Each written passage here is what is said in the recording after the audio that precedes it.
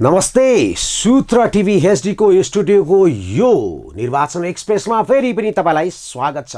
म हुँ राजेन्द्र भट्ट। राजनीतिको सद्गर्मी बिस्तार कम हुँदैछ। जसरी परिणामहरू आउँदै जान्छन् त्यसरी नै बिस्तारै सेलाउँदै जान्छ। हुन पनि यो स्वाभाविक कुरा हो, किनकि निर्वाचनको परिणाम नाउन्जेलको उत्सुकता परिणाम आइसकेपछि पुरै परिवर्तन भएर भन्छ नि युटर्न पनि हुन सक्छ।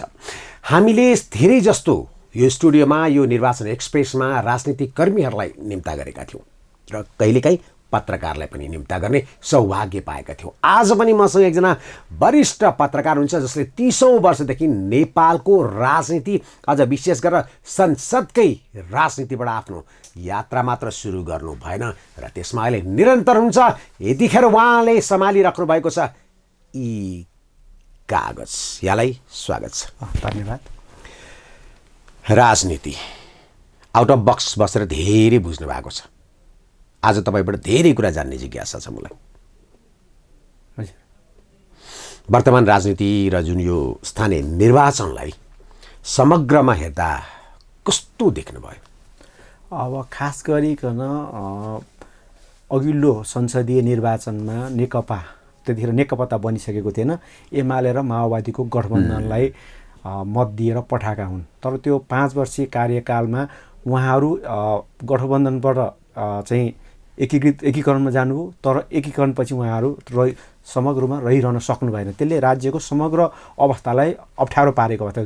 त्यो पृष्ठभूमिमा अहिलेको स्थानीय तहको निर्वाचन भयो। यो निर्वाचनले पनि देखाउन खोजेको चाहिँ पूर्ववर्ती सरकारका पालामा भए गरेका काम कारबाहीप्रति मतदाताको असन्तुष्टि रह्यो। पूर्ण त होइन, आंशिक रूपमा असन्तुष्टि रह्यो। किनभने धेरैजसो पुराना जो स्थानीय तहमा पदाधिकारी थिए उनीहरू दोहोरिन सकेनन्।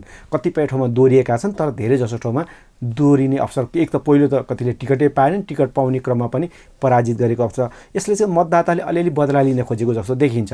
अनि अर्को चाहिँ गठबन्धनप्रतिको मोह पनि मतदातामा देखियो। त्यसो हुनुको कारण चाहिँ किन हामी कहाँ धेरै लामो समय अस्थिर राजनीति रह्यो।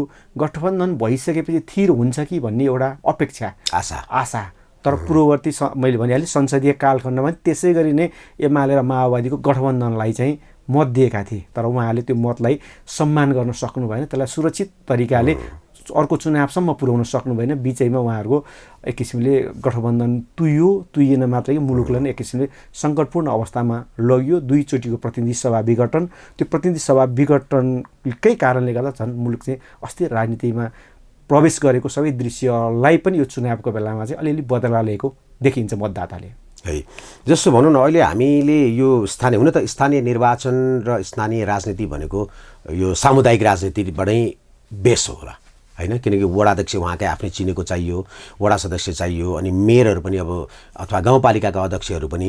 यसलाई चाहिँ मैले राष्ट्रिय राजनीतिको एउटा अंश हो, तर यो चाहिँ सामुदायिक राजनीतिको चाहिँ पूर्ण अंश हो जस्तो मलाई आफूलाई लाग्छ। अब हामी कहाँ चाहिँ अलिकति राजनीतिक रूपमा चाहिँ ध्रुवीकृत समाज छ। एक किसिमले पार्टीहरूको परम्परागत मतहरू पनि छन्। कतिपय सहरहरूमा चाहिँ अलिक फरक दृश्यहरू मञ्चन हुन्छ, यो हामी कहाँ त्यो चलिरहन्छ। तर गाउँठाउँ र धेरैजसो ठाउँमा चाहिँ परम्परागत मतले नै राज गर्छ। जस्तो हुन काङ्ग्रेस, एमाले, अब पछिल्लो समयमा माओवादी आयो, उनीहरूको एक किसिमको पहिलो निर्वाचनमा जे जस्तो पारे केही ठाउँ गुमाए, केही ठाउँ जोडे होइन। त्यसले गर्दा त्यसमा तिनीहरूको प्रभाव दिन्छ। तर केही सहरहरूमा अलिअलि फरक रूप पायो। तपाईँले जस्तो सामुदायिक मात्रै भन्ने कुरामा चाहिँ म अलिअलि सहमत। मैले सहरमा चाहिँ अलिक फरक अनुहारहरू आइरहँदो रहेछन्, तर गाउँठाउँमा चाहिँ त्यो सामुदायिक नभएर एक किसिमले ध्रुवीकृत। अब जस्तो केही गाउँहरू मैले हेरेको छु, अघिल्लो चुनावको भोट र अहिलेको चुनावको भोटमा खासै तात्विक अन्तर छैन। 1000 कति त्यो जस्तो 1000 वडा अध्यक्षकै हकमा हेर्ने भने कहीँ 1100 मत ल्याएको छ, अर्को विपक्षी 900 ल्याएको छ। लगभग त्यही 150 को मतको तलमाथि भएको छ। त्योभन्दा नयाँ मतदाता थपेको कारणले तलमाथि भएको हुनसक्छ, अथवा त्यो जो थियो उसप्रतिको अलिअलि असन्तुष्टिका कारणले पनि त्यो बदला लिएको हुनसक्छ। कतिपय त मतदाताले मैले यसो घुम्दा पाएको थिएँ, मेरो वडा अध्यक्षले मैले पहिला भोट दिएँ तर बिचमा गएपछि मेरो नमस्कार फर्काएन भनेको कारणले पनि भोट नहालेको भन्ने पनि छन्। अनि अर्को चाहिँ पहिला जाँदा मोटरसाइकलमा थियो, अहिले चाहिँ गाडीमा पुग्यो र त्यसले कमायो भन्ने एउटा संशय र आशंकाका कारणले पनि पुरानै दोरियाहरूलाई चाहिँ बदला लिएको अवस्था छ। त्यसले गर्दा अलिअलि मत चाहिँ तलमाथि भएको छ। नत्र भने अब त्यो मत फेरि अर्को गएर संसदीय चुनावमा हेर्नुहुन्छ नि त्यो परम्परागत पार्टीमै फेरि डाइभर्ट भएको पनि अवस्थाहरू छन्। त्यसले गर्दा हामी कहाँ मैले अब 2049 सालको स्थानीय चुनाव हेरेँ, त्यतिखेर अब जस्तो काङ्ग्रेसले बहुमत लिएर आयो, झन् त्यो 49को चुनावमा काङ्ग्रेसले 50% हाराहारीमा, अहिलेकै जस्तो 50% हाराहारीमा काङ्ग्रेसले जितेको थियो। एमाले 27-28% थियो। 54मा गएर ठ्याक्कै उल्टो भयो।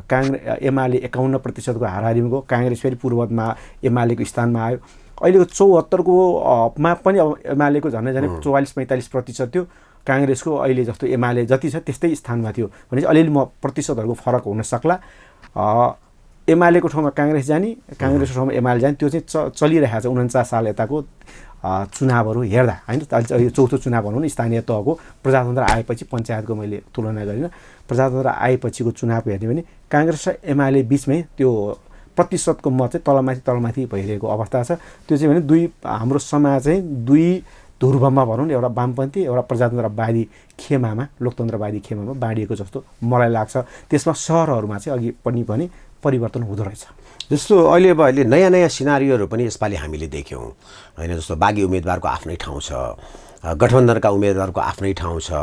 अब नेकपा एमाले हामी सिङ्गल लडेको छौँ भने पनि कम मत भनौँ न, मतदानमा कम मत आउने पार्टीहरूलाई उहाँहरूले सहकार्य गर्दै अगाडि बढाउनु भएको छ। एकछिन अब हाम्रो यही अहिलेको वर्तमान अहिले जहाँ छौँ महानगरमा छौँ हामी होइन। अब हाम्रो कर्मक्षेत्र नै यही महानगरमै छ। एकछिन महानगरलाई निहाल्नु न। यो महानगरमा जुन यो आइरहने परिवर्तन हो कि अथवा यो चाहिँ यो परम्परागत नै हो कि अथवा यो महानगरको नेचर नै यस्तो पोलिटिकललाई छ? यसमा चाहिँ यसपाला उम्मेदवार छनौटकै क्रममा चाहिँ दुवै उम्मेदवारप्रति त्यति काङ्ग्रेस र एमालेको भनौँ दुवै उम्मेदवारप्रति मतदाताको कम रुझान भएको थियो सुरुमै। एकजना काङ्ग्रेसको एउटा विरासतको ल्याइयो र एमालेको जो ल्याइयो उहाँ पटक पटक राजनीतिक धार चेन्ज गरिरहेको पात्र ल्याइयो। दुवै पात्रप्रति मतदाताको त्यति धेरै रुझान थिएन। मतदाताले ती पात्रहरूलाई नै चयन गर्नुपर्छ भन्ने कल्पना पनि थिएन होइन। त्यो कारणले पनि मत अलिकति अप्ठ्यारो अवस्थामै थियो र उहाँहरूले चाहिँ जथाभावी इम्पोज गर्यो, दलले टिकट दिँदा जथाभावी उम्मेदवार इम्पोज गर्यो भने उहाँहरूको मनमा, मतदाताको मनमा परिरहेकै अवस्था थियो। त्यो बेलामा नयाँ केही हुनसक्छ कि भन्ने क्रममा जुन बालेन शाहजी आउनुभयो, उहाँहरूका लागि विकल्प मत हाल्ने विकल्पको ठाउँ राम्रो मिलेको हो। र अनि एक किसिमको उत्साह पनि युवा वर्गमा आएको, किनभने सधैँभरि पुरानो अनुहार कति हेरिरहने, नयाँ अनुहारको पनि काम हेरौँ, स्वाद चेन्ज गरौँ भन्ने पनि हुन्छ। स्वाद परिवर्तन गर्ने क्रममा बालेन शाहजीलाई मत दिएको देखिन्छ। मलाई के लाग्छ भने त्यहाँ अब काङ्ग्रेस र एमाले अलिकति राम्रो युवा पुस्ताका र चर्चित नेताहरूलाई म टिकट दिएको भए अलिक फरक सिनारियो पनि हुन सक्थ्यो। त्यो चाहिँ जतिखेर उम्मेदवारी घोषणा गरियो त्यतिखेरै एक किसिमको भने मान्छेलाई दुवैप्रति त्यति धेरै आकर्षण चाहिँ थिएन। कतिपय त अब जस्तो कङ्ग्रेसले अघि सारेको उम्मेदवारको हकमा भन्नुहुन्छ भने त परिचय नै गराउनु पर्ने, को हुन् भनेर परिचय गराउनु पर्ने अवस्था थियो होइन त। अब एमालेबाट प्रस्तावित केशव स्थापितको हकमा त उहाँ पटक पटक राजनीतिमा विवादमा परिरहने पात्रै हुनुहुन्थ्यो। लास्ट उम्मेदवारी घोषणापछि पनि उहाँका बोलीहरू एकपछि अर्को बोली विवादित बने। त्यसले पनि मतदाताहरूले जुन मतदाताको चाहिँ चुनाव अघिपछि जे भए पनि चुनावको बेलामा चाहिँ मतदाताहरूले सम्मान खोज्छन्, उम्मेदवारबाट नि सम्मान खोज्छन्, नटेर्लान् होइन, नमस्ते पनि खोज्छन्, सम्मान पनि खोज्छन्। तर जब मतदातालाई नै अलि बढी अपमानका शब्द अथवा अलिकति मैले जे गरे पनि हुन्छ भन्ने जुन वचनहरू आउँछ, त्यो वचनको चाहिँ प्रतिकार गरिहाल्छन् भन्ने चाहिँ यो चुनावले पनि देखाएको छ। अघिल्लोचोटि 74को चुनावको बेलामा शेरबहादुर देउवाको जुन बिबिसीको एउटा उम्लो देखाएको आयो नि, त्यसले पनि एउटा माहौल त फरक माहौल क्रिएट गरिदियो नि। त्यसो चुनावका बेलामा बोल्ने भाषा चाहिँ अलिकति रफ भयो भने त्यसको चाहिँ तत्काल प्रभाव बदला लिन्छन् भने यो पालिको केशव स्थापितको बोली वचनले पनि काम गरिरहेको छ। त्यो कारणले त यो तपाईँले त स्विङ मत पनि काठमाडौँ भ्यालीमा छ, त्यो नभएको होइन। अब यहाँ धेरै यो त अब मेल्टिङ पट हो, धेरै थरीका धेरै ठाउँका मान्छेहरू छन्। अब कतिपय ठाउँमा राजनीतिक दलहरूको सिधा सम्पर्क नभएको हुनसक्छ। राजनीतिक दलको परम्परागत जुन मतदाता छन् तिनको घरमा राजनीतिक दल अब उनीहरूको सम्बन्ध टुट्दै गएको पनि हुनसक्छ। अनि अथवा काठमाडौँका धेरै मान्छेहरू बाहिर गएका परिवार छन्, परिवारले बाहिरबाट जो चर्चामा छ उनलाई भोट हाल भनेर चाहिँ बाहिरबाट नै एक किसिमको आग्रह गर्ने क्रम पनि भएको हुनसक्छ। मलाई धेरै चाहिँ जस्तो बाहिर रहने परिवारले यहाँ जो छन् बुवा आमा जो छन् उनीहरूलाई बालेन शाहलाई नै भोट दिनु यो उहाँ फोन आएको मैले धेरैसँग सुत्दा भनेकै हुन्। अब त्यो ठुलो पहिला परम्परागत रूपमा काङ्ग्रेस र एमालेलाई मत हालिरहेको घर परिवारले पनि छोराछोरीको आग्रहलाई चाहिँ सम्मान गरेको देखिन्छ यो जुन काठमाडौँ भ्यालीको हकमा भन्ने हुन्छ नि त्यसैको कारणले पनि हो। र अर्को चाहिँ अब हामी कहाँ जसरी एउटै व्यक्ति अथवा बुढा पुस्ता भनौँ न त्यो पुस्ताले निरन्तर शासन रजगज गरिरहेका छन् शासन संयन्त्र त्यो प्रतिको असन्तुष्टि पनि हो यो फेरि। किनभने यही अनुहार हामीले 48 सालमा जुन अनुहार देखाएको थियौँ आज पनि तिनै अनुहार कुनै न कुनै रूपमा शासकीय वृत्तमा छन्, पार्टीको वृत्तमा छन्, राजनीतिको वृत्तमा छन्। तिनीहरूलाई कति पचाइरहने। अब तिमीहरू उम्मेदवार परिवर्तन गर्दैनौ भने अथवा तिमीहरूको मनस्थिति परिवर्तन गर्दैनौ भने हामी नै परिवर्तन गराएर देखाइदिन्छौँ भनेर त्यसको लागि पनि यो एक किसिमको पाठ हो। राजनीतिक दलहरूले चाहिँ पाठ सिक्नुपर्छ काठमाडौँको हकमा। अब गोपाल हमालजीको जुन तपाईँले धनगढीको भन्नु उहाँको अलिकति फरक छ। उहाँ त्यो ठाउँमा भिजेको एकदम चर्चित मान्छे हुनुहुन्थ्यो। उहाँ अरू पछि बेलामा पनि चुनाव जित्न सक्ने जस्तो सङ्घीय संसदमा पनि उहाँ राम्रै प्रत्याशीको रूपमा आइ नै रहनु भएको पात्र हो। त्यो कारणले उहाँ त्यहाँ त्यो क्षेत्रको लागि चर्चित हुन्। अब जस्तो धरानको हकमा हेर्नु चाहिँ अलिक फरक सामाजिक अलिकति फरक छ। उहाँ चाहिँ जनमानसमा पुरै भिजेर उहाँ पहिला त्यति धेरै चर्चित होइन तर अहिले जनमानसमा जसरी उहाँ भिज्दै जानुभयो त्यसको चाहिँ सम्मान गरेको जस्तो जनमतले सम्मान गरेको जस्तो सधैँ हामी कहाँ आइरहेपछि हामीले नि एकचोटि उसलाई किन माया नगर्ने भन्ने खाले चाहिँ मत दिएको जस्तो देखिन्छ। धरान र यो तीनवटाको फरक चाहिँ काठमाडौँको हकमा नयाँ पात्र, काठमाडौँको लागि नयाँ पात्र गोपाल हमालजीको उहाँको चाहिँ गोपी हमालजी भनौँ अब उहाँको गोपी हमालजीको ठाउँमा उहाँ त्यहीँ चर्चितै हुनुहुन्थ्यो। धरानको हकमा चाहिँ हामी जनताको सेवामा आउनेलाई चाहिँ मत दिन्छौँ भन्ने पनि त्यो खालको सन्देश पनि दिएको छ। जस्तो अब भनौँ न हाम्रो धरानमा साम्पाङजीको कुरा गर्ने भने उहाँहरू पुस्तौनी त्यहीँको भनौँ न झन् धरानको डेभलप जब जुन दिनदेखि सुरु भयो त्यहाँ भनौँ बस्ती बस्ने यताउता त्यो बेलादेखि उहाँका पिता पुर्खाहरूको त्यसमा सहभागिता थियो। मानव धरानकै छोरा भन्दा पनि भयो होइन अरू छोराहरू जस्तै। हमालजीको पनि त्यही हो। उहाँहरूको पुस्तौनी धनगढीकै हुनुभयो, त्यहीँको बासिन्दा हुनुभयो, त्यहीँको सेवा, त्यहीँको कल्चर, त्यहीँको वातावरण दे नो इच अदर। उहाँहरू एकले अर्कालाई राम्रोसँग भावनात्मक रूपमा मानसिक रूपमा होइन सांस्कृतिक रूपमा सबै रूपमा चिन्नुहुन्छ। उहाँहरू अलग पात्र होइन त्यो एरियाको लागि। तर बालेनजी अलग्गै पात्र हो। हामीले जति पनि मल्टिकल्चरको कुरा गरे पनि मल्टी डाइभर्सिटीको कुरा गरे पनि कालान्तरमा हामी आएर रोकिने भनेको त्यही हाम्रो कला संस्कृति, हाम्रो परम्परा, चाड पर्व, बोल्ने शैली यी सबैसँग जोडिन्छन् नि। त्यसले गर्दा बालेनजी चाहिँ कम्प्लिट नै नयाँ हुनुभयो। काठमाडौँको हकमा पुरै नयाँ हो। काठमाडौँको हकमा नयाँ हो। नयाँ किनभने त्यो सन्दर्भमा भने उहाँ यहाँ योभन्दा अगाडि त्यति धेरै चर्चा बहसमा अथवा नयाँ पुस्ताले त चिन्ने नै भए जुन सङ्गीतको कारणले गर्दा उहाँलाई चिन्ने नै भए। तर पुरानो पुस्ताको हकमा भन्नुहुन्छ भने त्यति धेरै चिनिएको जानिएको नाम होइन। त्यो कारणले गर्दा नयाँ पुस्ता चाहिँ आकर्षण पनि हो। अर्को चाहिँ यो चुनावमा एउटा बढी मात्रामा प्रयोग भएको सामाजिक सञ्जाल हो। सामाजिक सञ्जालले धेरै मान्छेहरूलाई फरक ढङ्गले जोडिरहेको छ। पहिला हामीले जसरी मैले अघि भने परम्परागत ढङ्गले जोड्थ्यो अब मान्छेलाई सामाजिक सञ्जालले जोडिरहेको छ। सामाजिक सञ्जालमा जो बढी सक्रिय छ जसले बढी त्यसबाट आफूलाई प्रचारमा लान सक्छ त्यसले पनि चुनाव जित्न सक्छ भन्ने पनि यो उदाहरण हो। जस्तो सामाजिक सञ्जाल नभइदिएको भए अमेरिकामा रहेका नेपालीहरूले उहाँको बारेमा धेरै कम थाहा पाउन सक्थ्यो होला नि। तर धेरै अमेरिका, अस्ट्रेलिया, बेलायतमा रहेका नागरिकहरूले आफ्ना बाउआमालाई चाहिँ बालेन शाहको पक्षमा मतदान गर्नुहोस् भनेर जुन आग्रह गरे त्यो सामाजिक सञ्जालका कारणले हो। र अनि अघि त दलहरूप्रतिको केही दलीय नेता भनौँ, दलैप्रति त म भन्दिनँ, दलीय नेताहरूप्रतिको केही वितृष्णा पनि बढ्दै गएको छ। त्यो वितृष्णाको मत पनि चाहिँ बालेन शाहको पक्षमा आएको छ। अनि काठमाडौँको हकमा चाहिँ विगतमा पनि बेला बखत चाहिँ जो अघिल्लोचोटि चुनावमा जित्यो त्यही जित्ने चाहिँ अलिक कम सम्भावना हुन्छ। जस्तो हामी कहाँ चाहिँ 38 सालदेखि भने प्रत्यक्ष मतदान जुन सुरु भयो राष्ट्रिय पञ्चायतकै बेलामा पनि नानमिया दाहालले एकैचोटि चुनाव जित्नुभयो। यद्यपि त्यतिखेरको भूमिगत पार्टीहरू अथवा प्रतिबन्धित पार्टीहरूले सहयोग गरेका थिए। तर काठमाडौँले एकैचोटि चिने त हो नि। अनि त्यतिखेर त त्यो दलहरूको त्यति धेरै प्रभुत्व थिएन किन पञ्चायतकै बोलबाला भएको बेला थियो। नानमिया दाहालले चुनाव जितेको त्यो त पञ्चायतप्रतिको फुल असन्तुष्टि थियो। नेपालभरिकै असन्तुष्टि चाहिँ त्यहाँ पोखिएको थियो 38 सालको चुनावमा। जस्तो 43 सालको चुनावमा उहाँले फेरि कन्टिन्यू मत त्यति नै पाउनु पर्थ्यो नि। जस्तो उहाँले 38 सालको चुनावमा 65,000 भन्दा बढी मत पाउनुभयो। तर 43 सालको चुनावमा गएर उहाँले 4,000 पनि पुर्याउन सक्नु भएन मत भनेपछि अब त्यो 4,000 3,000 समथिङ कति छ मत चाहिँ तलै 4,000 टेकेको छैन। भनेपछि एकैचोटि त्यो सिफ्ट गर्यो नि त मतले होइन कि उहाँलाई त कन्टिन्यू गरे भए चाहिँ त्यो नागरिकसँग सम्बन्ध थियो भनेर हामीले बुझ्न सकेछौँ। किनभने 43 सालमा पनि त पञ्चायत गइसकेका थिएन, पञ्चायती व्यवस्थै थियो। अब त्यो ठाउँमा अब पद्मरत्न तुलाधरलाई चाहिँ मतदाताले रुचाए, त्योभन्दा बढी मत विमल मान सिंहलाई रुचाए होइन, बढी त पद्मरत्नलाई रुचाए होइन, धेरै मतले चाहिँ पद्मरत्न तुलाधरलाई रुचाएको। त्यसले त मतहरू परिवर्तन भइरहन्छन् काठमाडौँको हकमा। तर काठमाडौँको हकमा पनि तपाईँको रिङ रोड बाहिर अलिक कम परिवर्तन हुन्छ, रिङ रोडभित्र चाहिँ अलिक सिट बढी परिवर्तन हुन्छ हो त्यसको। किनभने प्याटर्नहरूले नै त्यही भन्छ, मतदाताको प्याटर्नहरूले नै।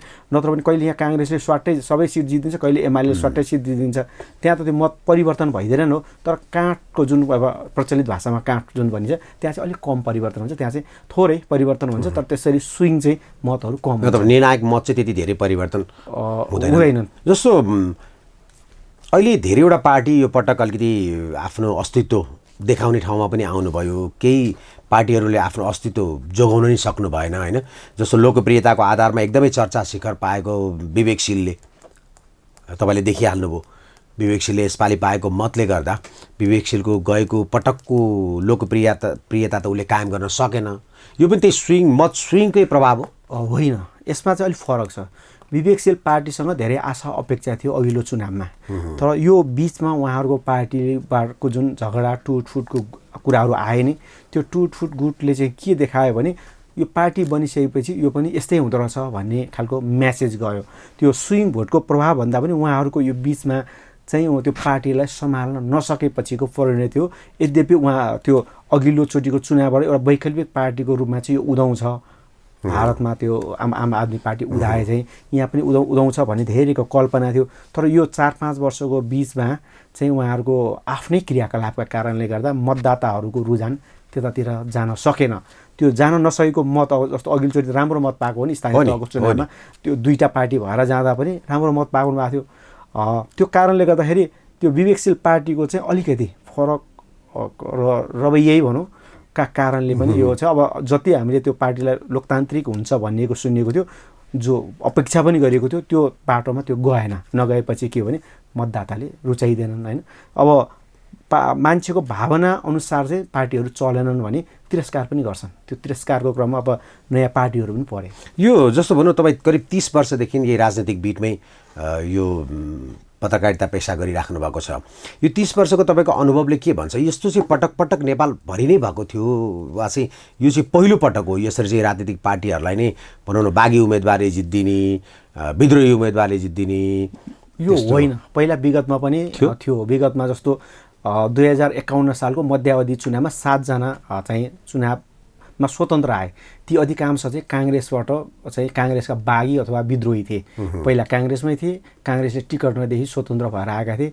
र त्यो अब अनि त्यो खालको हामी कहाँ यो नयाँ चाहिँ होइन, स्वतन्त्रको रूपमा आउने, बागीको रूपमा आउने र कोही एकदम चर्चित व्यक्ति छन् तिनलाई चाहिँ टिकट नदिँदाको कारणले पनि बागी अथवा स्वतन्त्र भनौँ कतिपय राजनीतिसँग नभएर स्वतन्त्र रूपमा पनि छन्। त्यसले गर्दा यो सिनारियो नयाँ होइन। जस्तो सहरमा चाहिँ जस्तो धरानमा काठमाडौँमा जसरी आए र धनगढीमा आए त्यसले चाहिँ के देख्यो भने अलिक फरक चाहिँ पहिलाभन्दा अलिक बढी चाहिँ उत्साहित जनता अलिकति अवेर फ्रस्ट्रेसन रिलिज गर्न राजनीतिक दलका नेताहरूप्रतिको फ्रस्ट्रेसन चाहिँ त्यो प्रतिबिम्बित भएको हो। सहरहरू पनि अलिक बढी नै सचेत मतदाता रहन्छन् र सचेत मतदाताको मन जित्न चाहिँ अलिक बढी नै उत्साहपूर्ण ऊर्जापूर्ण चाहिँ कामहरू गर्नुपर्छ। त्यो काम गर्न सकेन भने छिटो चाहिँ त्यससँग बदला ल्याइदिन्छन्। त्यो बदलाको मारमा राजनीतिक दलका नेताहरूको जुन रवैया थियो, नेताको रवैयाप्रतिको यो बदला पनि हो भन्ने मलाई लाग्छ। यसले राजनीतिक पार्टीहरूका जुन छ नि अहिले जस्तो ठुला पार्टीहरू भनौँ न 3-4वटा छन्, धेरै त छैनन् होइन। जस्तो कङ्ग्रेस भयो, एमाले भयो, माओवादी भयो, राप्रपा यस्तै जसपाहरू छन्। उहाँहरूको भविष्यमा के असर गर्ला तपाईँ यसले यो अहिलेको जुन यो स्थानीय निर्वाचनको सिनारियोले? अब लगत्तै भनौँ न संघीय र प्रदेशको चुनाव आउँदैछ। यो चुनावमा पनि उहाँहरूले अहिलेकै जस्तो रवैया अपनाउनु भयो भने धेरै उम्मेदवारहरूले तिरस्कार गर्न सक्छन्। मलाई लागेको अहिले यो जुन सहरको मतदाताको जुन रुझान देखियो नि, युवा पुस्तालाई दिनु पर्यो, नयाँ अलिकति नयाँ र ऊर्जावान व्यक्तिहरू खोज्नु पर्यो। यदि पुरानै अनुहार दोहोऱ्याइरहन्छौँ भने त्यसलाई हामी मत दिँदैनौँ भन्ने सन्देश हो। अहिले जसरी राजनीतिक पार्टीहरूमा जुन खालको चाहिँ लामो समयदेखि एकै अनुहारहरू हाबी भइरहेका छन् तिनै उम्मेदवार बनेर गए भने तिनलाई तिरस्कार गर्न सक्ने सम्भावना अधिक चाहिँ यो चुनावले देखाएको छ। त्यो कारणले गर्दा आउँदो चुनावमा दलहरूले पहिलो सोच्नुपर्ने के हो भने एकदम क्रिएटिभ सृजनशील को छ, जनतामा को भिजेको छ र अनि काम गर्न सक्ने क्षमता जसले प्रदर्शन गरेको छ तिनलाई चाहिँ मत दिन्छन् भन्ने कुरा यो स्थानीय तहको सन्देश हो। यो सन्देशलाई ग्रहण गर्न सकेनन् भने चुनाव पछिको परिणाममा धेरै अप्ठ्यारो पर्न सक्छ। यो अझ सहर ठुला अब अहिले जुन महानगर भइरहेको छ त्यो महानगरमा झन् बढी छिटो बदला लिन सक्ने सम्भावना छ। त्यो कारणले दलहरूले चाहिँ उम्मेदवारी दिँदाको बखत चाहिँ सोच्नुपर्छ, केही क्राइटेरियाहरू बनाउनै पर्छ। क्राइटेरिया बनाएनन् भने मतदाताले तिरस्कार गर्ने सम्भावना रहन्छ। त्यसको अब दलको शीर्ष नेतृत्वमा अब अहिले तत्काल परिवर्तन गर्न सक्ने अवस्था छैन। सबै अघिल्लो भर्खरै महाधिवेशनबाट निर्वाचित भएर आएका पदाधिकारी तर परिवर्तनको म एकछिनपछि सरलाई भन्छु, परिवर्तनको सुरुवात चाहिँ भइसकेको छ। परिवर्तनको सुरुवातको सन्देश प्रवाह भएको छ। सुरुवात सन्देश भन्नु पर्यो किन अब यसले चाहिँ आउँदो चुनावमा प्रभाव पार्छ। प्रभाव पार्ने सन्देशको प्रवाहको क्रम सुरुवात भयो। यसले जस्तो राजनीतिक पार्टीहरूलाई एउटा अवेर गराउनलाई महत्त्वपूर्ण भूमिका खेल्यो भने देशलाई कस्तो हुन्छ? यसले यो अहिलेको जुन यो मतले देशलाई फाइदा गर्ला कि राजनीतिक रूपमा देशलाई बेफाइदा गर्ला?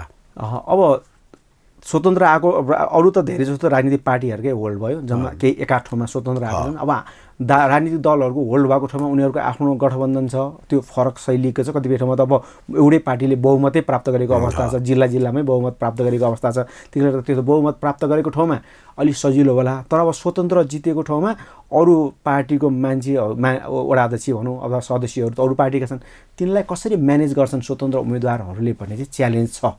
यदि स्वतन्त्र उम्मेदवारहरूले मेयर भएका मान्छे तिनलाई त समेट्नै पर्छ, तिनको भावनालाई पनि प्रतिनिधित्व नगर्ने भने प्रस्तावहरू पास गर्न सकिन्न। त्यो कारणले कसरी चाहिँ त्यो अगाडि वर्षले स्वतन्त्र उम्मेदवारहरूले भन्ने कुरा यो चुनावले निर्धारण गर्छ। यदि स्वतन्त्र उम्मेदवारहरूले ती दलबाट आएका प्रतिनिधिहरूलाई समन्वय गरेर अघि बढ्न सकेनन् भने चाहिँ केही समस्याहरू उत्पन्न हुन सक्छन्। त्यो समस्या उत्पन्न भएपछि फेरि खराब समस्याहरू आयो भने अथवा झगडा झमेला बढी आयो भने आउँदा चुनावहरूमा फेरि स्वतन्त्रको जुन लहर आउला भनेर जुन म्यासेज आइरहेको छ नि त्यो म्यासेजमा चाहिँ फेरि रोकावट आउन सक्छ। त्यो कारणले गर्दा अब जाने जुन स्वतन्त्र भएर गएका मेयरहरू छन्, मेयरहरूका लागि चाहिँ एकदम च्यालेन्ज छ, सजिलो छैन उहाँहरूलाई काम गर्न। किन काङ्ग्रेस एमाले नै बढी छन् भनौँ न, उहाँहरूलाई समन्वय गरेर अथवा माओवादी पनि कतिपय माओवादी पनि होला त्यो समन्वय गरेर अघि बढ्ने काम चाहिँ सजिलो हुँदैन। उहाँहरूले अब पार्टीलाई समन्वय गर्ने र पार्टीको संस्कृति पनि अब बुझ्नुपर्ने, स्वतन्त्र भए पनि पार्टीको कल्चरहरू बुझ्नुपर्ने अवस्था छ। पार्टीका नेता, पार्टीका जुन कार्यकर्ताहरूको भाषा अथवा त्यहाँ प्रतिनिधित्व गरेर आउने नेताहरूको भाषा चाहिँ अब त्यो स्वतन्त्र उम्मेदवारले बुझ्नुपर्छ। उनीहरूको भाका र लयमा ट्युनिङ मिलाउन सकेन भने चाहिँ झमेलाहरू आउन सक्छन् कि भन्ने एक किसिमको आम मान्छेलाई लागिरहेको छ। अब तर कतिपय बेलामा निस्वार्थ ढङ्गले मुलुककै लागि काम गरेको छु, तपाईँले सहयोग गर्नुहोस् भनेर ओपनली आएको खण्डमा नागरिकले पनि प्रेसर गरेर चाहिँ दलहरूलाई पनि सुधारेर जुन स्वतन्त्र मेयरहरूले ल्याएको छन् त्यो प्रस्ताव राम्रो छ, समर्थन गर्नुपर्छ भन्ने एउटा लहर पनि आउन सक्छ। त्यो कसरी जान्छ भनेको चाहिँ अबको केही समयपछि त्यो थाहा भइहाल्छ। अब 8-9 महिनामा अर्को निर्वाचन छ होइन? हजुर। अब त्यो निर्वाचनको अगाडि नै अब यो स्वतन्त्र उम्मेदवारहरूको काम गतिविधिहरूलाई कति प्रष्ट रूपमा बाहिर मान्छेले देख्ने गरेर होला, किनकि हामी त भर्खर प्रजातन्त्र अथवा यो ब्युरोक्रासीको एउटा सिस्टम बसाल्ने क्रममै छौँ। हामी सिस्टममा त्यति परिपक्व त भइसकेका छैनौँ होइन? सबैले त यो नेताहरूले जे भन्नुहुन्छ, चुनेर आएकाले जे भन्छन् त्यही अथवा कर्मचारीले जे ठिक लाग्छ त्यही रूपमा काम अगाडि बढिरहेछ। तपाईँको यो 30 वर्षको राजनीतिक पत्रकारिताको यात्राको क्रममा चाहिँ यो सबै सम्पूर्ण अवस्थालाई एकदम निचोडमा भन्नुपर्दा चाहिँ कङ्क्रिटमा, जस्तो अघि हामीले के भन्यो भने पब्लिकको वितृष्णा उनीहरूले पोखेका हुन्, राजनीतिक पार्टीले सही उम्मेदवार छान्न नसक्नुको कारणहरू हो, त्यो सँगसँगै सामाजिक कारणहरू पनि होलान्। कस्तोमा सामाजिक कारण भन्नु तपाईँले? जस्तो भनौँ न, काठमाडौँ भनेको खासै भने काठमाडौँ भक्तपुर पाटन भनेको नेवारहरूको बस्ती हो। नेवार भनेको कुनै जात त होइन होइन, त्यो त एउटा समुदाय हो। किनभने मैले बुझेअनुसार कहीँ पनि जात भनेर लेखिएको नेवारलाई छैन। काठमाडौँ भक्तपुर पाटनभरि भित्र बस्नेहरू चाहिँ नेवारी भाषा बोल्छन् र त्यही उत्पादन भएको खानेकुरा खान्छन् अनि त्यही सिर्जना भएका संस्कृतिहरू मान्छन् अनि उनीहरूले नै बनाएको परम्परा अनुसार चल्छन्। हेर्नु न, सबै काम गर्नेहरूको छुट्टै डिपार्टमेन्ट जस्तो छ कि यो नेवारी कम्युनिटी एउटा कम्प्लिट देशको एउटा संरचना छ। अब यो संरचनाले राजनीतिमा आउने उतार चढाव र राजनीतिक प्रतिनिधित्व छान्ने कुरामा प्रभाव गर्छ कि गर्दैन? योभन्दा अगाडि चाहिँ मैले गरेको देखेको छु, तर यो पटक अलिकति म पनि हताश अलि डराएको अवस्थामा देखेछु। अब मैले त्यसरी सामाजिक संरचनाको खास अध्ययन चाहिँ गरेको छैन, तपाईँले जसरी भन्नुभयो होइन। तर एउटा चाहिँ के हो भने जो हामी कहाँ जुन मेजोरिटी हुन्छ उसले अल्पमतलाई कहिलेकाहीँ पेल्दाखेरिको समस्या हुने हो, न त सम्मान गरेको खण्डमा चाहिँ त्यस्तो समस्याहरू नआउन सक्छ। पृथ्वीनारायण शाह पनि त गोर्खाबाट आएर यहाँ त यो सबै राज्य संयन्त्र त मिलाएर लगेको, काठमाडौँमा र त त्यो मिलाएकै कारणले गर्दाखेरि कुनै खालको त पछि त विद्रोहको त सामना गर्नु परेन। उनीहरूलाई नै बढी जस्तो दरबारमा बढी यहीँको कम्युनिटीलाई बढी चाहिँ प्रमोट गरियो होइन, यहीँ काठमाडौँकै बासिन्दाहरूलाई चाहिँ दरबारमा जस्तो पछिल्लो समयमा पनि त तपाईँले वीरेन्द्रको शासनकाल, ज्ञानेन्द्रको शासनकालसम्म पनि त्यहाँको सचिव, प्रमुख सचिव हेर्नुभयो भने के देखिन्छ, यहीँको बासिन्दालाई बढी प्रपर काठमाडौँलाई मान सम्मान र उनीहरूलाई यथोचित व्यवहार गरेको कारणले गर्दा एकदम सघन घुलमिल भएर गएको अवस्था छ। त्यो कारणले गर्दा नयाँ निर्वाचित भएर आएको व्यक्ति जो हुन्छन् उनले पनि यहाँको सामाजिक संरचनाको लागि चाहिँ सम्मान गर्नुपर्छ। हाम्रो जुन सांस्कृतिक संरचना छ जस्तो त्यसमा त मान्छेको आत्मा जोडिएको हुन्छ, त्यो नसा जोडिएको हुन्छ, त्यसमाथि चाहिँ आघात पुर्याउनु हुन्न। जस्तो अघिल्लोचोटि जुन गुठी आन्दोलनहरू भयो नि, त्यो चाहिँ त्यहाँको बासिन्दाको भावना नबुझ्दाको कारणले त्यो परिणामहरू आएको हो नि। त्यो कारणले गर्दा त्यहाँ बासिन्दाहरूसँगको भावनामा चाहिँ खेलबाड गर्नुहुन्न। यदि खेलबाड गरियो भने त्यसको अलि अनर्थहरू पनि आउन सक्छ। त्यसलाई सामाजिक संरचनासँग समन्वय गरेर नै अघि बढ्नु चाहिँ प्रतिनिधिहरूको चाहिँ पक्षमै हित हुन्छ भन्ने मलाई लाग्छ। अनि अर्को चाहिँ अब तपाईँले भन्नु भएन, मैले चाहिँ खासमा देखेको नि हामी कहाँ चाहिँ अब कर्मचारी तन्त्र पनि दुर्विकृत छ। त्यो कर्मचारी तन्त्रलाई पनि उहाँले समन्वय गर्नु, किनभने सङ्घ युनियन सङ्गठन त छँदैछ नि, त्यो पनि दलै पिछेका सङ्गठनहरू छन्। अब उनीहरूले पनि असहयोग गरिदिन सक्ने खतराहरू छन्। जस्तो मन्त्रीलाई त कर्मचारीहरूले अप्ठ्यारो पारिदिएको अवस्था छ भने मेयरहरूलाई पनि अप्ठ्यारो पार्न सक्ने सम्भावना हुन्छ। त्यो पनि कर्मचारीलाई पनि समन्वय गरेर लग्नुपर्ने अवस्था छ। अब हामी कहाँ अब त्यो चाहिँ अब अहिलेसम्म हुन सकेन। कम्तीमा कर्मचारीहरूले चाहिँ राजनीतिक रूपमा विभक्त नहुने जुन पद्धति छ त्यसमा चाहिँ बन्देज लगाइदिने हो भने अलिकति फरक माहौल पनि आउन सक्छ। तपाईँले अघि नैदेखि भन्नु सुशासनको कुरा गरिरहनु भएको छ नि, सुशासनका लागि कर्मचारीहरू कुनै पनि दलप्रति आस्था राख्ने हुनु भएन, देखिने गरी तिनले त्यो देखिने गरी गर्दाखेरि त्यो राजनीतिक उसमा चाहिँ विभक्त हुँदै जान्छ। जस्तो 2008 सालमै त्यतिखेर नै कानुन के अरे मन्त्री परिषद प्रस्ताव पारिदिएर कर्मचारीहरूलाई आम सभादेखि लिएर राजनीतिक पार्टीमा कतै देखियो भने कारवाही गर्ने भने 2008 सालमा चाहिँ आदेश जारी भएको छ। तर अहिले चाहिँ पछिल्लो समयमा चाहिँ राजनीतिक दलले ओपनली नै युनियन सङ्घको चाहिँ सङ्घमा गएर उहाँहरूले उद्घाटन गर्नेदेखि लिएर सबै कुरा भाषा पनि राजनीतिक दलकै भाषा र भाका प्रयोग भइरहेको छ। त्यसले गर्दा त्यो चाहिँ कसरी कर्मचारी तन्त्रलाई राजनीतिबाट विमुख गर्न सकियो भने अनि त्यो खण्डमा त अलिकति सुशासन प्राप्त गर्न सकेला भन्ने लाग्छ। नत्र भने ठुल्ठुला दललाई त असर गर्ने कर्मचारी तन्त्रले एक व्यक्तिलाई के बाँकी राख्लान् र मलाई कर्मचारी तन्त्रले पनि जुन तपाईँले दल भनिरहनु भएको छ, तर कर्मचारी तन्त्रले पनि असर पार्न सक्ने चाहिँ सम्भावनाहरू अधिक छन्। यो हामीले स्वस्थानीमा पढाएको छौँ नि, महादेवले भस्मासुरलाई वरदान दिनुभयो अनि भस्मासुरले उल्टे महादेवलाई भस्म गर्नलाई कोसिस गरे अनि विष्णुले छलकपट गरेर उनीलाई नै भस्म बनाइदिए। म कहाँनिर यो भन्न खोजेको नि सर, राजनीतिक पार्टीका दलहरूले कर्मचारीलाई आफ्नो बनाउनको लागि युनियनहरू खडा गरेर आफ्नो नजिक ल्याए, पछि त्यही युनियनहरू नै उनीहरूको राजनीतिक पार्टीहरूको एजेन्डा पुरा गर्नको लागि बाधक बनिदिए। एकदम 100% हो, तपाईँले यसमा एकदम ठिक भन्नुभयो। जुन अहिले माहौल सरकारी संयन्त्रको माहौल बिग्रिएको अवस्था छ त्यो चाहिँ अब परिवर्तन नगर्ने हो भने अप्ठ्यारो छ। जस्तो एमाले आयो भने सुखले शासन चलायो भन्छ, सुख भने सुब्बा खड्दारले चाहिँ शासन चलाए भन्छ नि, काङ्ग्रेस आउँदा अर्को वर्ग आउँछ होइन। त्यसले गर्दा सचिवको आदेश तल्लो कर्मचारी तन्त्रले नटेर्ने अवस्था छ। अब सुब्बा खड्दारको चाहिँ सिधै मन्त्रीसँग रिलेसन हुन्छ दाई कमरेडबाट। अब सचिवहरूले सर मन्त्रीज्यू भन्नु पर्यो। तपाईँ याद गर्नु सरकारी कार्यालयमा जानु भने सुब्बा खड्दारले मन्त्रीज्यू भन्दैनन्, दाई कमरेड भन्छन्। तर सचिवहरूले चाहिँ बरु मन्त्रीज्यू भनिरहेको हुन्छ, सहसचिवहरूले हुन्छ। त्यहीँनिर के भने अब पछि चाहिँ तिनै सुब्बा खड्दारले मन्त्रीबाट आदेश लगाएर चाहिँ अब सचिवहरूलाई प्यारालाइज गरिदिएको अवस्था छ होइन, उनीहरूलाई काम गर्नलाई समस्या पारिदिएको अवस्था छ। त्यही रूप यो अब जुन स्वतन्त्र रूपमा जितेर आएका छन् तिनीहरूलाई पनि प्रभाव पार्न सक्छन्, अप्ठ्यारो पार्न सक्छन् भन्ने मलाई लागेको। अब हामीले वास्तवमा एकदम गहन राजनीतिको विषयमा तपाईँले हामीलाई त्यति धेरै जानकारी दिनुभयो। तपाईँको 30 वर्षको अनुभव भनेको सानो अनुभव होइन, एउटा जेनेरेसन हो होइन। अब यो अलिकति हामी अब यता कहाँ जाउँ भने बालेनतिरै जाउँ, बालेन्चीतिरै। जस्तो अब बालेन्चीको अब मेयर निर्वाचित हुनेमा कुनै शङ्का रहेन होइन। अब जति मत छ एउटै अर्को क्यान्डिडेटलाई दिँदाखेरि पनि त्यो मतान्तर फुलफिल हुँदैन। भोलि बेलुकासम्म बालेन्चीको लगभग यो मतगणना सकिएला, पर्सि बिहान शपथ ग्रहण होला। नयाँ मान्छे, काठमाडौँको नयाँ छोरा होइन। तपाईँले अघि भन्नुभयो पृथ्वीनारायण शाहले जसरी चाहिँ नेपाल एकीकरण गर्ने बेलामा काठमाडौँको कम्युनिटीलाई, त्यहाँको समुदायलाई, त्यहाँ चाहिँ मानिरहेका चाड पर्व धर्म संस्कृति परम्परालाई कहीँ कुनै हस्तक्षेप गरेनन्, बरु उनले सपोर्ट गरे, प्रमोट गरे र यहाँको स्थानीयहरूलाई आफ्नो नजिक राखेर राजपाट चलाए। अब के बालेनजीले चाहिँ के पृथ्वीनारायण शाहको फर्मुलालाई चाहिँ फलो गर्नुपर्ने हो त? मलाई लागेको चाहिँ के भने उहाँले जुन टिम बनाउनुहुन्छ, टिम बनाउँदाखेरिको अवस्थामा राम्रो र सक्षम टिम बनाउन सक्नुभयो भने उहाँ सफल हुन सक्नुहुन्छ। तपाईँलाई म एउटा सानो उदाहरण दिन्छु। जस्तो अमेरिकामा 80 को दशकमा रोनाल्ड रेगन चाहिँ राष्ट्रपति भएर आए। फिल्म क्षेत्रको मान्छे एकैचोटि राष्ट्रपति, पहिला त एउटा उत्साहमा भोट हाले हिरो भनेर, तर पछि जब चुनिएपछि चाहिँ आम मतदातालाई के भने अब यो त फिल्मको हिरो, यो त शासनमा कसरी हिरो हुनसक्छ भनेर डर आए। तर रोनाल्ड रेगनले चाहिँ राष्ट्रपति भइसकेपछि असल सल्लाहकारहरूको र अझ त्यसमा चाहिँ बढी आफ्नो पक्षसँग फरक मत राख्ने, आफूसँग फरक मत राख्नेहरूलाई पनि सल्लाहकार टिममा अथवा उनीहरूको पनि अधिक कुरा सुनेर र उनका आलोचनालाई चाहिँ आफ्नो मन्त्र ठानेर चाहिँ सुधार गर्दै जाँदा उहाँ सफल राष्ट्रपतिको रूपमा जान सक्नुभयो नि। त्यो कारणले गर्दा सफल हुने हो भने उहाँको पहिलो टिम चाहिँ एकदम त्यो टिम बनाउने क्रम जुन छ नि, टिम चाहिँ तपाईँको असल उद्देश्यका हुनु पर्यो।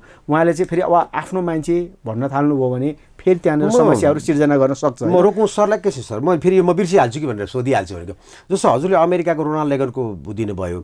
रोनाल्ड रेगनको देशमा राजनीतिका विपक्षी र हाम्रा देशका राजनीतिका विपक्षीहरूको स्वभाव त फेरि आकाश पातालै फरक छ। हाम्रोमा विपक्षी भनेपछि उसलाई झार्नै पर्यो, चेसको गोटी जस्तो उसलाई ढाल्नै पर्यो, जसरी उसलाई असफलै बनाउनु पर्यो। फर इक्जाम्पल, उदाहरणको लागि होला नहोला त्यो हामी अब दाजुभाइ एक किसिमको यो सल्लाह गर्दैछौँ। बालेन्जीले भोलि नै अब जतिखेर शपथ ग्रहण गर्नुहुन्छ पहिलो घोषणा नै गर्नु होला कि र संरक्षकमा केशव स्थापित होइन, विशेष महत्त्वपूर्णको सल्लाहकारमा चाहिँ सृजना सिंह भाउजू भनिदिनु होला। तर उहाँहरूले स्वीकार्नुहुन्न नि। फेरि रोनाल्ड रेगनले त विपक्षीको बोलाउँदा थ्याङ्क यू प्रेसिडेन्ट भनेर आउनुभयो होला। तर हाम्रोमा चाहिँ यो फुच्चेले मलाई सल्लाहकार राख्ने, हिजो मसँग चुनाव लड्नेले भन्ने टाइपको एटिच्युड छ नि त हाम्रो। होइन, सल्लाहकार भनेर पदमै राख्नु परेन। सल्लाह लिँदा लिन जाँदा मलाई त्यसरी नै एकदम छिचिरो धुरधुर गर्छन् भन्ने मलाई लाग्दैन। हामी कहाँ पनि अब राजनीतिक संस्कार पहिला थियो, अब बिस्तारै परिवर्तन हुँदै गएको छ। पहिलाकै हो नि केशव स्थापित, उहाँहरूले पनि त जनतालाई देखाउनु पनि अब त्यो चाहिँ जसरी माग्न जानेको पनि भर पर्छ। त्यो स्थापितजी त ल ठिक छ, उहाँको आफ्नो स्वनिर्णय गर्नु होला।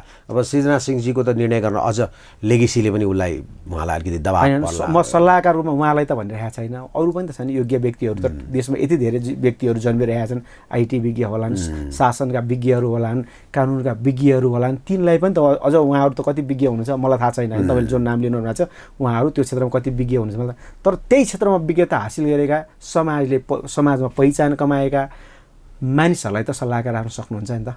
अनि अर्को चाहिँ उहाँका हरेक निर्णयमा असल नियत देखिनु पर्यो। अब बदनियत तत्त्व अथवा मनसाय चाहिँ खराब मनसाय तत्त्व अब होइन, त्यो त तपाईँको निर्णय गर्दा आम मान्छेले फिल गर्दाखेरि नै बहुमतले यो खराब निर्णय हो भने त खराब निर्णय हुनसक्छ नि होइन त। त्यो भएर निर्णयहरूमा गर्दा चाहिँ आम हितमा हुनु पर्यो। अब कुनै सीमित स्वार्थी समूहको हितमा भयो भने नै असर गर्ने। जस्तो सबै हाम्रो सिनियर दाइ भाइ भाउजू हाम्रो स्थानीयमा त प्रायः त्यही त हुन्छ, राजनीतिमा पनि चिनेकै मान्छेहरू हुन्छौँ। अब उहाँहरूले राम्रो गर्न नखोजेको त होइन, तर उहाँहरूले राम्रो गर्न खोज्दै पनि राम्रो नभइरहेको परिणामहरू आइरहेछन्। जस्तो विद्या सुन्दरजी मेयर भइरहँदा अझै पनि हुनुहुन्छ, उहाँको उपमेयरले उहाँलाई धेरै ठाउँमा नेपाली कङ्ग्रेसबाट हुनुहुन्थ्यो, धेरै ठाउँमा उहाँलाई चाहिँ मतलब उहाँको हिसाबले विरोध होला अथवा सचेत होला, तर विपक्षीको भूमिका निभाएको हामीले देख्यौँ। फेरि नगरपालिकाभित्र पनि एउटा काउन्सिल हुन्छ होइन, क्याबिनेट हुन्छ। क्याबिनेटले कुनै पनि कुरा पास नगरिकन मेयरको सबै सर्वे सर्वा छैन, मेयरले केही सर्टेन कुराहरू गर्न सक्नुहुन्छ। अब यहाँ चाहिँ बडा कम्प्लिकेटेड अलिकति चनाखो हुनुपर्ने हो कि मतलब होइन, तपाईँ जटिलताहरू धेरै आउन सक्छ, सजिलो छैन।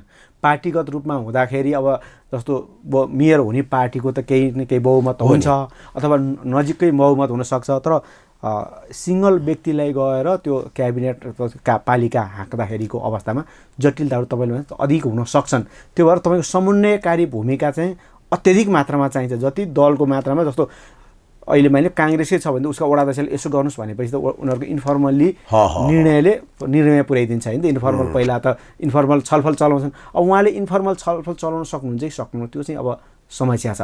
हामी कहाँ त हरेक निर्णय त औपचारिक रूपमा मात्रै छलफल हुने हो टेबलमा त, अरू त खिचडी त बाहिर पाक्छ नि। बाहिर पाक्ने खिचडीमा कति संलग्नता रहन्छ, त्यो बाहिर पाक्ने खिचडीमा चाहिँ उहाँले त्यो म्यानेज गर्न सक्नु भएन भने त्यो खिचिने पर्सिने बेलामा नै समस्याहरू आउन सक्छ।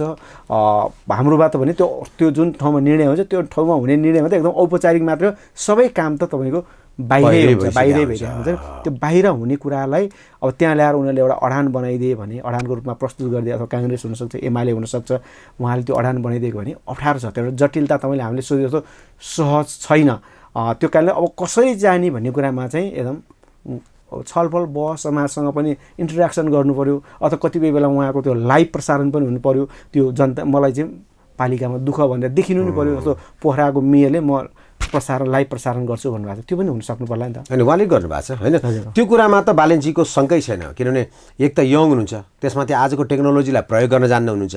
उहाँलाई सघाउने साथीभाइहरू पनि आजको यो टेक्नोलोजीसँग त फुल्ली अवेर हुनुहुन्छ, त्यसमा शङ्का उपशङ्का गर्नै परेन। उहाँहरूले काम गर्ने कुरामा नि गर्न सक्नुहुन्न भन्ने पनि होइन।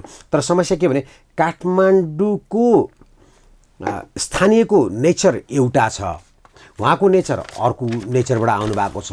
फेरि उहाँ काठमाडौँभित्रै नरदेवीमै जन्मिनुभयो, त्यहीँ हुर्किनु भयो। केही हदसम्म त उहाँले त्यो ज्ञान त हासिल गर्नुभयो भनौँ, ज्ञान नभनौँ त्यो संस्कार भन्छ नि, त्यहाँको वातावरण त बुझ्नुभयो। यो ठाउँमा बालेनजीको ठाउँमा जस्तो सुमन साइमी या अर्को काठमाडौँकै लोकल मेयर भइदिएको भए चाहिँ अझ सहिलो हुन्थ्यो कि? मलाई लाग्छ स्वतन्त्र हुँदा उस्तै हो। उस्तै भयो। स्वतन्त्र हुँदाको हकमा, पार्टीको हुँदा र स्वतन्त्र हुँदाको हकमा फरक हुन्छन्। किन पार्टी उसलाई सहयोग गर्ने त एउटा ठुलो जमात हुन्छ नि, त्यो जमातले चाहिँ निर्णय प्रक्रियामा सजिलो तुल्याइदिन्छ। अब झगडा भए पनि पछि गएर त्यही मेयर सबैमा इन्भल्भै हुनु परेन, वडाध्यक्षहरूले नै बहस गरेर अथवा कार्यपालिकामा रहेका सदस्यहरूले, कार्यपालिकाका सदस्यहरूले आफू छलफल गरेर पनि मेयरलाई सजिलो बनाइदिन्छ। तर अब त्यसमा चाहिँ अब उहाँ आफै खट्नुपर्ने भयो, त्यो एउटा समस्या छ। किनभने सहयोग गर्ने दल त भएन, दल हुँदाको अवस्थामा अलिक तपाईँ काम गर्ने शैलीले नै अब उहाँको चाहिँ निर्धारण गर्छ। उहाँले समेट्न खोज्नुभयो सजिलो भयो, समेट्न खोज्नु भएन एक्लै जान्छु भने समेट्न उहाँले खोज्नु होला, यङ हुनुहुन्छ अफकोर्स, तर समेटिन चाहेनन् भने त त्यही अप्ठ्यारो जटिलताहरू छ। फेरि उपमेयर हुनुहुन्छ एमाले गर्नुहोस् है, फेरि उहाँले एमाले र काङ्ग्रेस दुइटैलाई हराएर आउनु भएको छ हो बालेनजीले। अब त्यहाँ बहुमत कसको छ, पकड कसको छ भन्दा चाहिँ अब अहिले हेर्दाखेरि 12वटा एमालेको उपमेयर सहित र बाँकी काङ्ग्रेसको हुने स्थिति देखिया छ अहिलेसम्म। अझै 4-5वटामा आउनु बाँकी छ। त्यो आउँदा समग्रमा एमाले र काङ्ग्रेसकै बहुमत छ, बलियो छ, पकड छ भने हुन्छ। सेकेन्डमा एमालेको हुनुहुन्छ, त्यो पनि विद्या सुन्दरजीको अहिले वर्तमान मेयरको सबैभन्दा नजिकको मान्छे हुनुहुन्छ। उहाँको भाषा, उहाँको कुरा, उहाँको विचार त्यहाँ नगरपालिकामा इम्प्लिमेन्ट गर्नको लागि उहाँ एउटा दूत बनिदिन सक्नुहुन्छ। त्यस्तो अवस्थामा कस्तो होला त? अब मलाई लाग्छ तपाईँले जस्तो समन्वयमै भर पर्छ यसमा। अरू कारणहरूले मतदान दिने त दिएर जानुभयो, मतदाताको ड्युटी सक्यो, अब ड्युटी बालन शाहको सुरु भयो।